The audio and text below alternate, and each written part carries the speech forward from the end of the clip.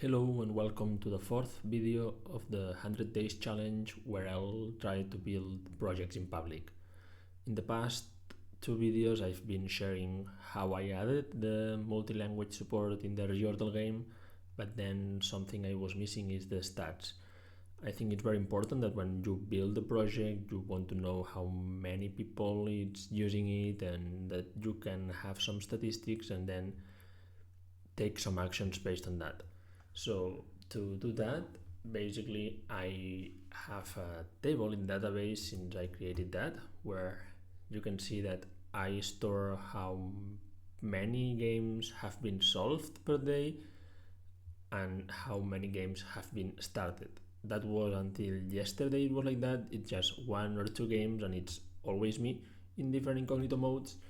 Now what I added is this language part where now we can also grain if the stats are for one language or another so that it can take more or less support.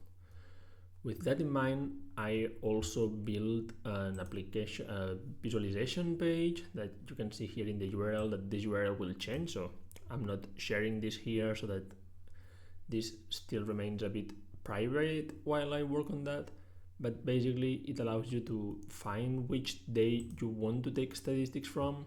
Here I don't have any language, but from today that I have language, you'll see how many games have been started for that specific language, how many games have been solved, and then you can see the conversion of that.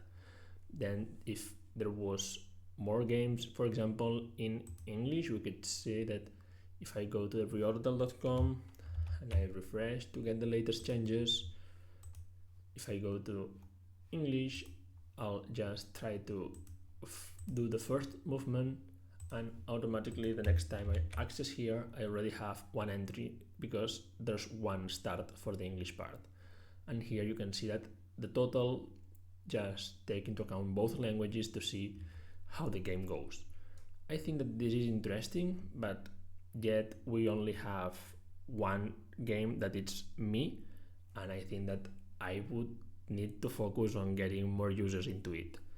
The only thing I miss is to add the project, not the project, but the language selector somewhere here so that it's easier for them. And also I've been thinking on how to put this unlock button differently so that it does not confuse the users.